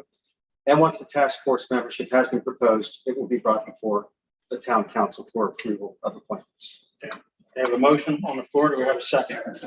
We have a second from Chris. Any discussion on the motion to rescind the March 8th decision? All those in favor of the motion, raise your hand. Laura? 6-0. Thank you. Anything else, Tim? No, I just hope that the six or so members of the non-existent committee would be contacted and told why we're starting all over, because they did volunteer.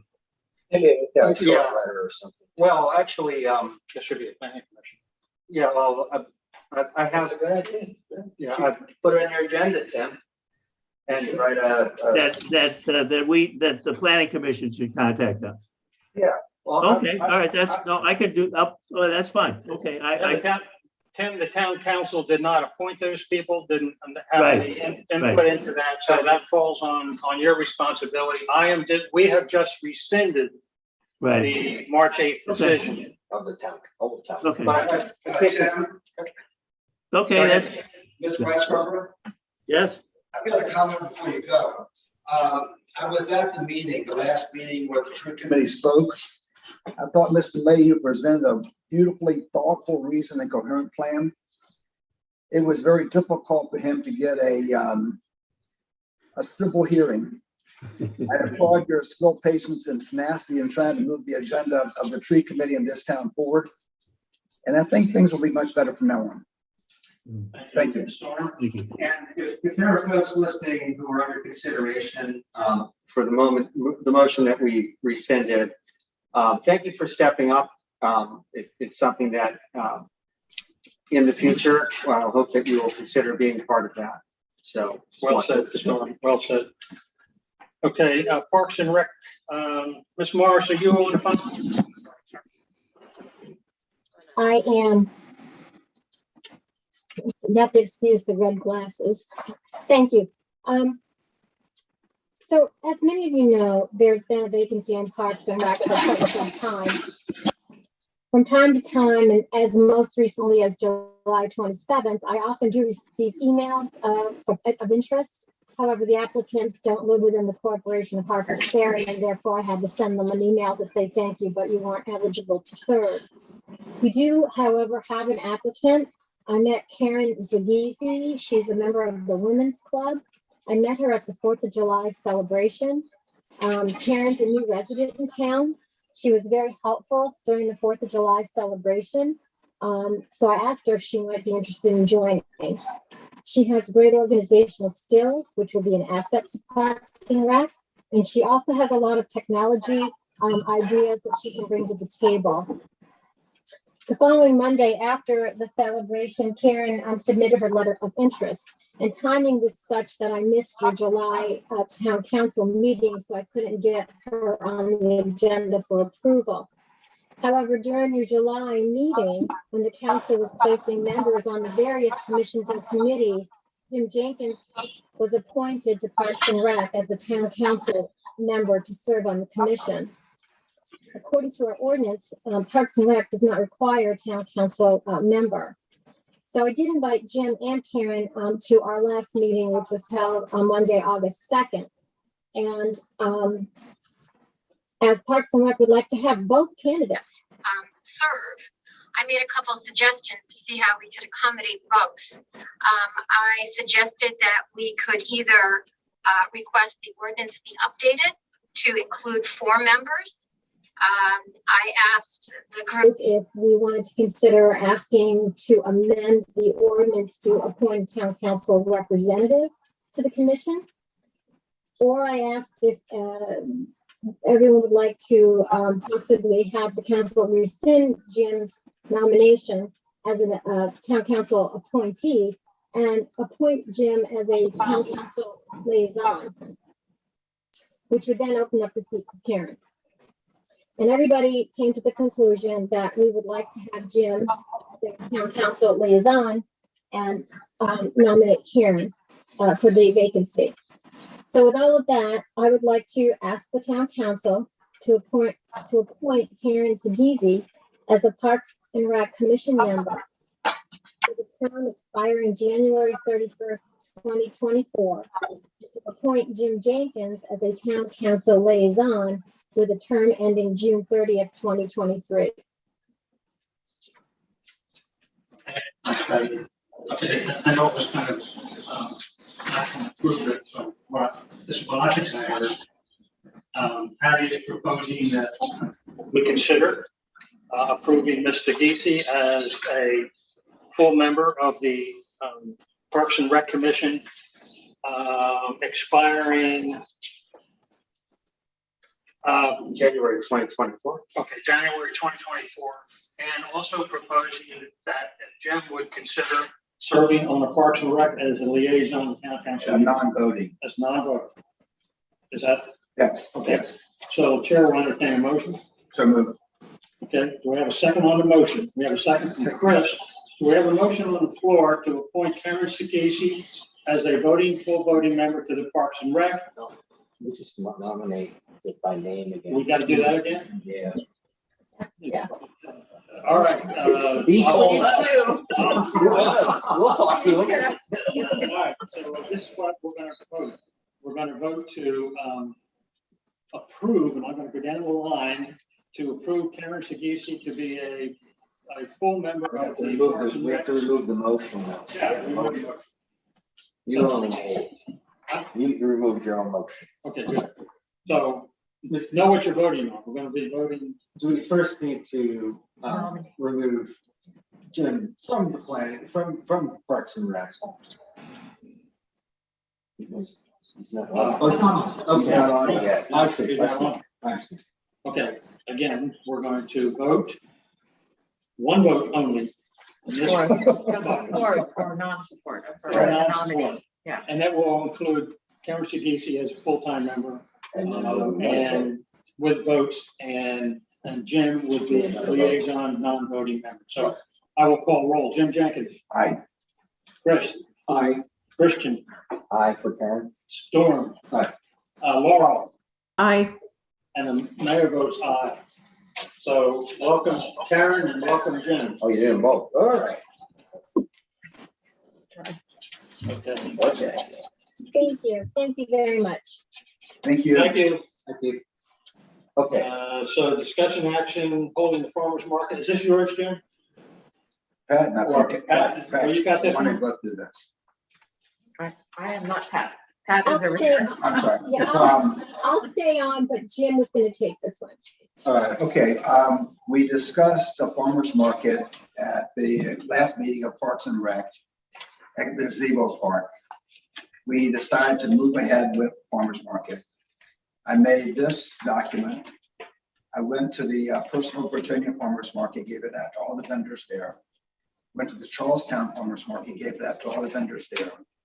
At this point, I have one definite. And I went by Snallygaster's at the end. We probably have 3 from there. Bread, flowers, maybe food and wine. We think we can do 5 to 7 vendors.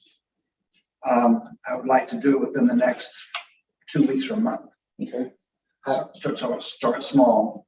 We're gonna need a sign to drum up support. And Karen Sagisi is very good with social media.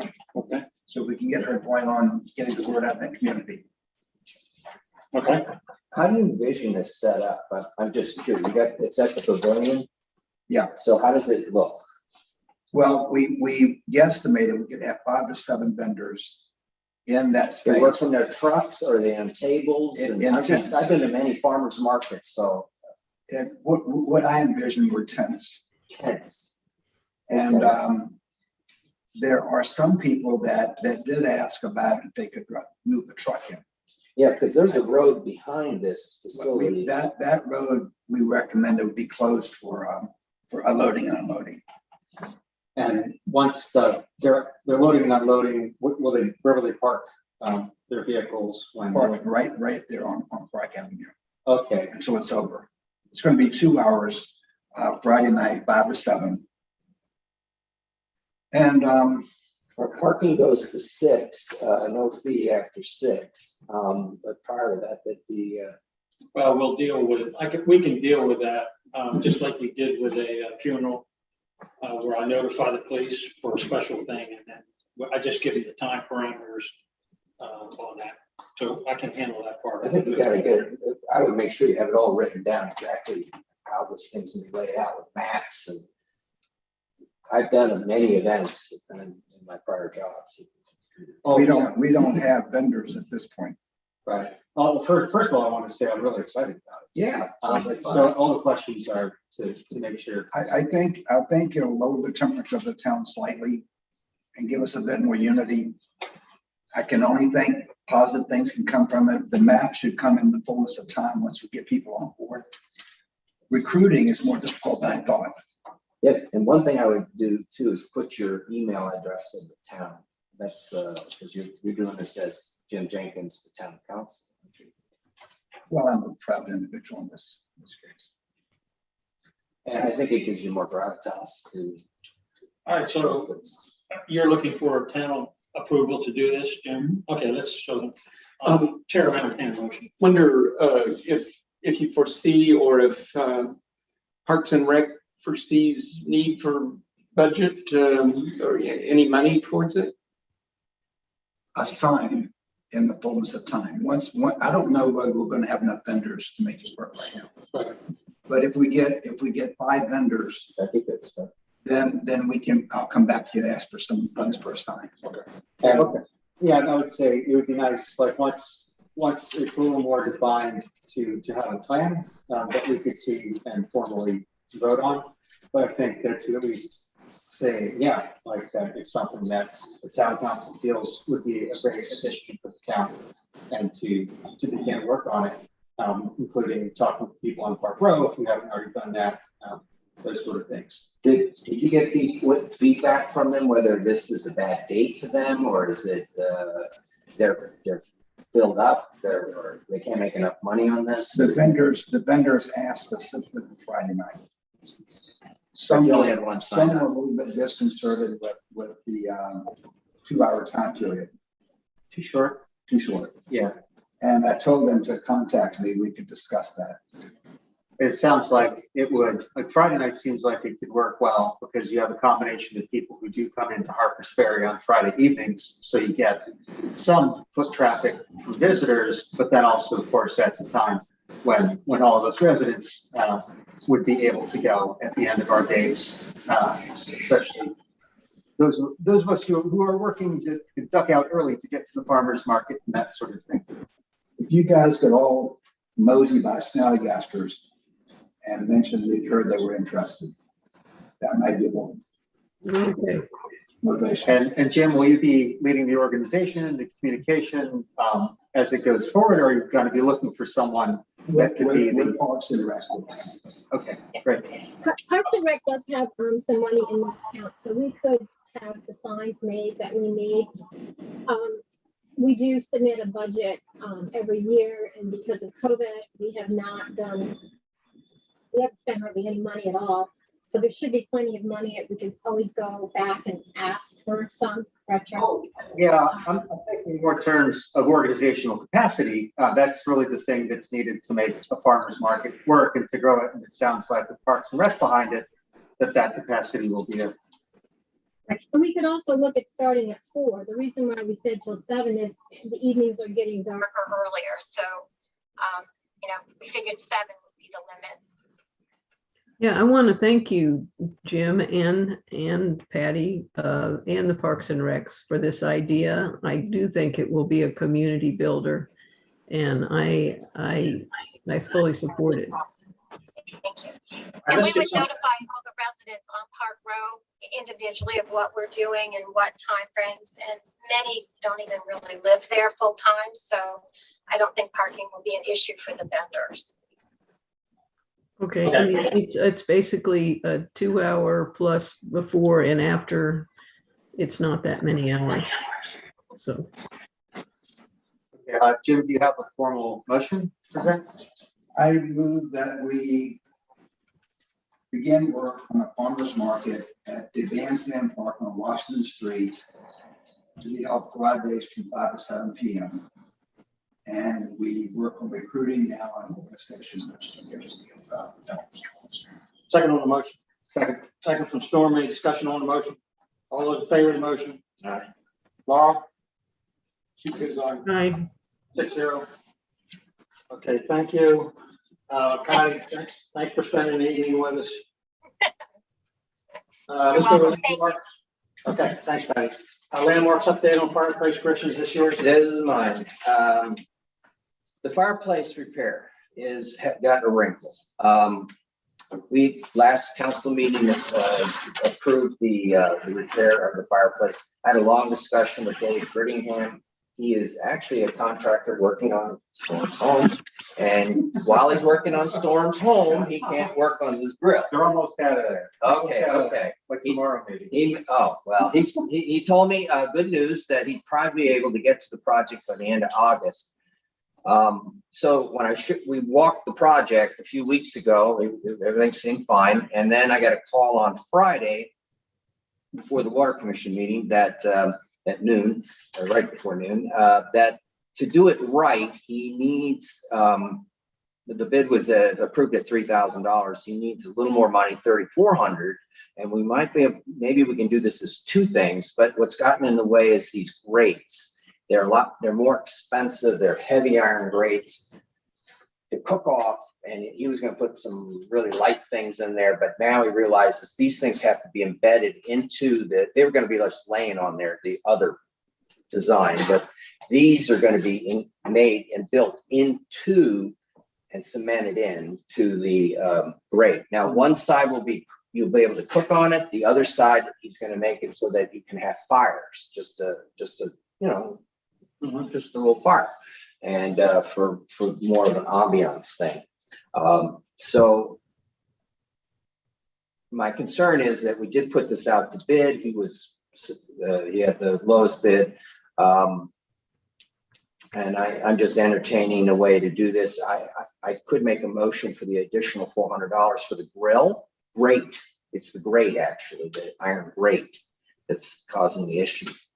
Or we can just keep the project the way it is, but the grate is just not going to be as long lived. I think you should make a motion. Not to exceed 5. Does the additional $400, does that still keep that as the lowest bid? Oh, yes, yeah, substantially more. Yeah. I'm going to recuse myself. Remind me what line item it's supposed to be. I didn't bring it with me. I think what we need to do is to research. I believe that this is an approved expense coming out of the hotel motel tax. You think? Don't you? Oh, that's right, it was historic preservation, yes. It is historic. It's a contributing structure to the Well, town. it's covered under hotel motel tax Yeah. specifically Yes, for maintenance and upkeep of town parks. yes, so I think so approving the additional 500 wouldn't be a Yeah. hindrance, yeah. Okay. All right, so I'll entertain a motion to, I would suggest if you would be so inclined not to exceed 5. Yeah. As opposed to going to the 4 that he's suggesting. Right. Okay, so the chair's open for a motion. Can I ask a question first? Sure. Can you please, maybe I didn't hear something, the $400, was this suggested by the contractor that we get this $400 grate? Yes. Okay, was it researched for other possible prices? I mean, we have one price from him that he said, was it researched?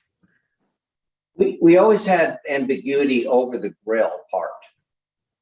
So I think it'd be best if we just let him do it. I'll tell you, he's about the only game in town that we're gonna get. This is only though for the grill, though. That's only for the grill, not for his services, right? Well, he has to put the grill in. It's made, it doesn't just sit on top like I thought it was going to be, or he thought. He came up with a redesign, made it more heavy duty, and he's building it into the grill. Is there more money expended beyond the 400 for the grill? No.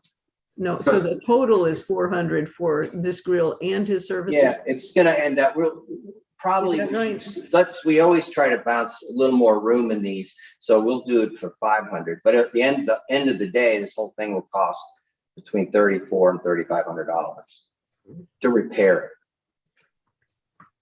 it. I guess honestly, I just like to see the whole invoice and the whole, not invoice, but the whole. Well, if you'd like to give him a call, you can do that. This was a verbal over the phone. I don't have an invoice. He's a stonemason, been around a long, long time, recommended by many homeowners.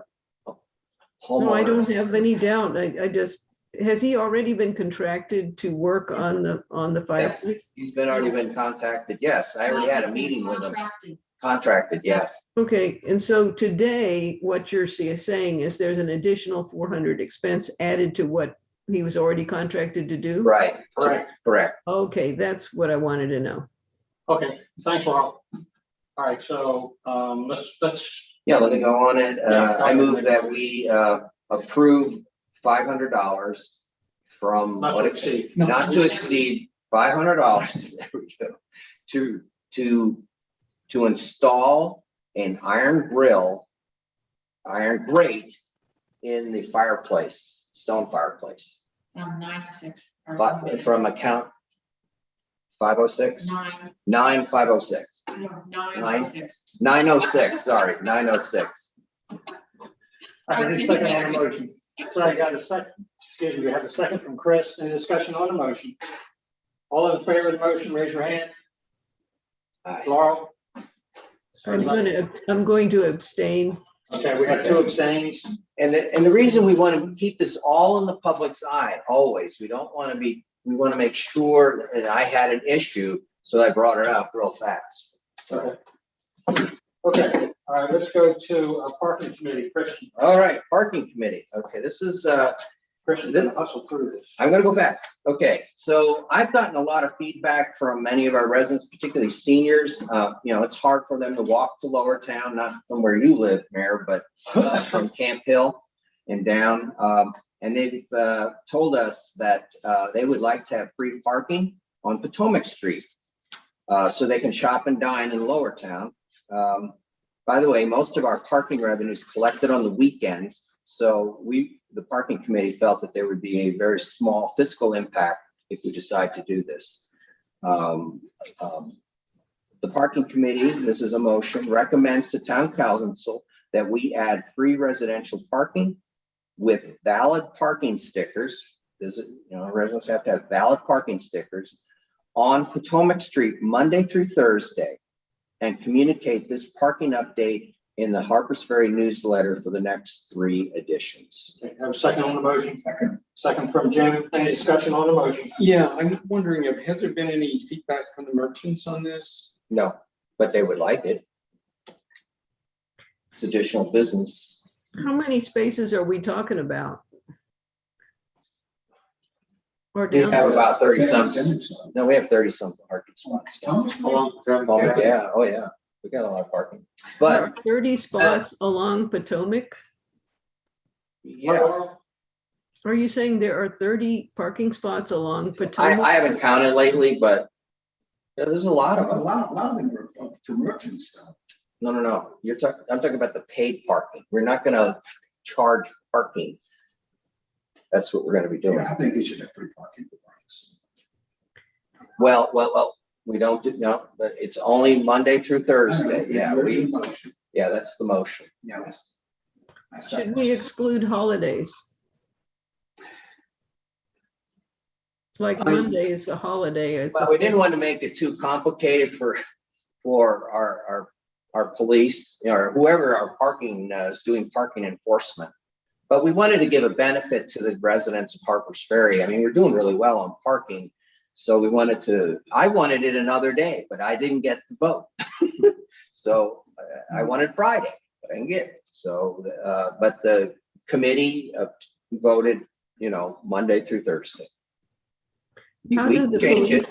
tell? How did the police tell if it's a resident car? They have to have a A sticker, permit. it has to have a valid parking sticker, the $5 sticker that everybody who lives here in Harpers Ferry should be purchasing. I don't purchase it. Oh, that's because you've got off-street parking. But if you wanted to park on Washington Street someplace other than where you're parking now, Laurel, you have to have a sticker on your car. Yes. Okay.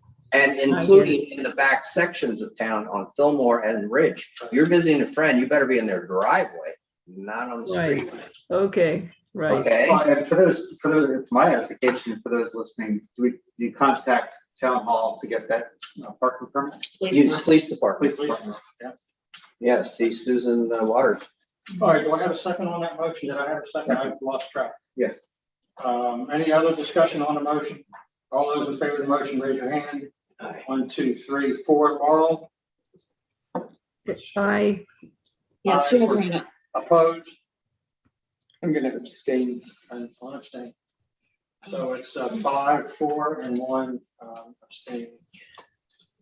Okay. Christian, go ahead. I got another one. This is long, so and this one is going to need some help from our ordinance review committee. But residents and visitors have been parking on Washington and Potomac Street, Washington, well, not on High, but Washington Potomac Street during snowstorms last year. And there's been a lot of additional cost to the Corporation of Harpers Ferry for recalling the crews down to remove snow when people are parking and are not, they're blocking our parking.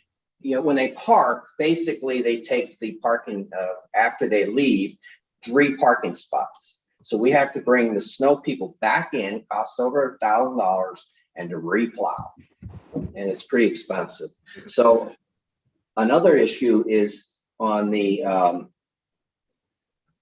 The West Virginia Division of Highways this motion I'm doing is an emergency snow route, should elevate their priority in removing snow off this highway as soon as possible. I feel like we're like priority 10. We're really low on the list, and we're clearing the street, not the state.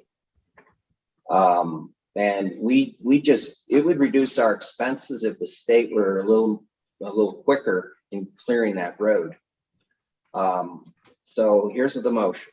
Well, before you go to the motion, there's some other issues here.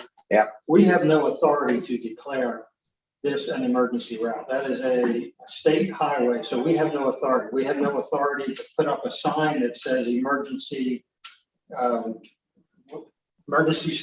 route. We just don't have that authority. Can they do it? What I suggest is that we cross over, and I could do it, or a combination of whoever, and we meet with DOH and advise DOH what our issues are, that we have problems with snow removal, it's costing the town X thousands of dollars more, et cetera, and that we request the possibility of them designating Washington Street as a snow emergency route. And then they would put up those signs that exist everywhere through snow emergency places. Yeah. I don't think we should go forward with a motion because we don't have the authority to make that a motion. I think so. I think our first thing would be to contact DOH engineer and discuss the feasibility with them. And I can delegate that to you, Christian. I have that contact number, I believe. Yeah, give it to me. I'll give them a holler. And it's the Jefferson County DOH engineer, and I think that's the route to go. Okay. Yeah, because what we need is to have residents leave not park in the streets, move their car off those streets so we can properly clear the street. So that's the name of the game. And in doing this, will it be considered like that? What will be the impact? How many people are there that depend on street parking on Washington Street who don't have off-street parking? Are there other places where there's 3 spots that we designate, 3, maybe 4 that we designate that they have parking on Washington Street, but we're still asking that they move their cars for snow emergencies. I mean, it's serious. It's a problem, and when you go through Bolivar, they're worse. You can see where the snowplow has. Oh, yes, making sure we're communicating to people who may depend on that parking to be able to figure out a solution for that. I mean, they do this in major cities. Okay, I have no problem. That's a good idea. It is a state road. Yep. Okay, so let's go to discussion and action on creating an environmental festival at the Nash Farm. Who's got that? Did you miss 5 and 6? I'm going to fly low and fast on this. I would not like this to be action. I'd like to be discussion only. Sure. Nash Farm is a jewel. The barn is such that you could have a 200-person meeting tomorrow morning. The land has wetland, forest edges, history, and it has access to a river treatment plant by a side road. When I was on the board of the national park, I proposed having an environmental festival there, one-day environmental festival, having master naturalists from the Tony Valley Audubon do classes. I think we should do hikes, lead hikes that day, and it's something that you have interest in, using something that's underused, and eventually leading to something that's a reform. That's just discussion. Who owns Nash Farm? Nash Park Service. Yeah. Jim, have you talked, I mean, you're presenting this as a town object or a town host, but we don't have the. I've talked to the park, and they want to do it jointly. They don't know if they have the manpower to really contribute. They want to be with us. What's about Bolivar? I mean, isn't that around them? I won't talk about. Yeah, I mean, I would get some help from them. Yeah, that would be the big thing. Just like the farmer's market, making sure that there's enough organizational capacity to organize it, to track it, and to pull it off. And there's the master naturalists have to have volunteer hours, and they're experts. Having people to do presentations will be easy. I'd like us to do presentations as well. I think it'd be something that's outstanding and a model for other towns. I know the park had actually decided to do an event there, and it was COVID that put things off. The delay may be that being extended for an unknown time. I know Mather has already decided that they're going to remain closed, and you know, I think things are so much up in the air in that way. I would love to see it as a joint town park project. They want to do that. Yeah, so if we can get a committee together, I'd serve on it. Tim, why don't you think about the organizational structure of this? I mean, you've got one volunteer here. You've done some preliminary work for the National Park Service. I think it's a good idea to bring in Bolivar. I think they're an important part of the community. Do some brainstorming. You and I can get together, maybe come up with some names, and then just set up an organization group, just freelance at first. I wonder if the Jefferson County CVB might also, With CDB. the Convention Visitors Bureau. Right up here, the new visitor center. Yeah, but they might be able to help. Share with them as well. Yeah, and that Gavin Bates. And that Gavin Bates is who you should visit with, and she And that- is at the. Bates, B-A-T-E-S. So yeah, go ahead, Jim, I would suggest and try to get a little group of think tank together and, you know, conceptually feel this out a little bit more and, you know, come back. I think it's a great idea. And I also have event planning experience. I don't know if I have the bandwidth to be knee deep, but certainly to bounce ideas. Yeah. I would want to you guys have that to Nash Farm. So it's a work of art.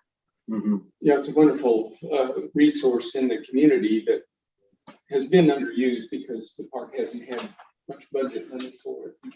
I would say the park needs to be the first contact and to the point where they're starting to talk about a date. So when I was on the board, that was the one that proposed it. That got smashed by COVID. Yeah. So they're in that mode already. And they see it. Yeah, it's exciting. Thanks, Jim. All right, let's go to the last item. Yes, this is. Discussion and action on West Virginia Department of Highways ADA ramp project. You have in your packet a copy of a letter that I received dated August 2, 2021 from DOH. Very extensive project that the West Virginia Department of Highways is going to conduct. I am suggesting that you've had a chance to go through this. What they're going to do is there's 4 municipalities involved, Harpers Ferry, Bolivar, Ranson, and Charlestown are all receiving this kind of attention from the state of West Virginia to make all of the major crosswalks in their jurisdiction on state highways ADA accessible. We obviously know that on our section in Washington Street from Foundry all the way down to Columbia is not very accessible on both sides. They've done obviously some extensive research on this, unbeknownst to me and probably everybody around this table. I didn't know this was coming. And they've got everything outlined and they want our input as to the design of the curbs, ADA curbs that will be put in.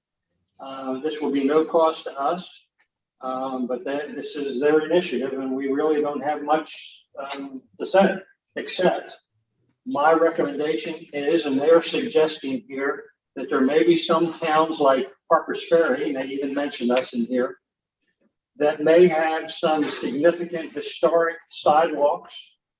And we certainly don't want a Walmart style ADA ramp in a 1800s sidewalk theater that we have on Washington Street.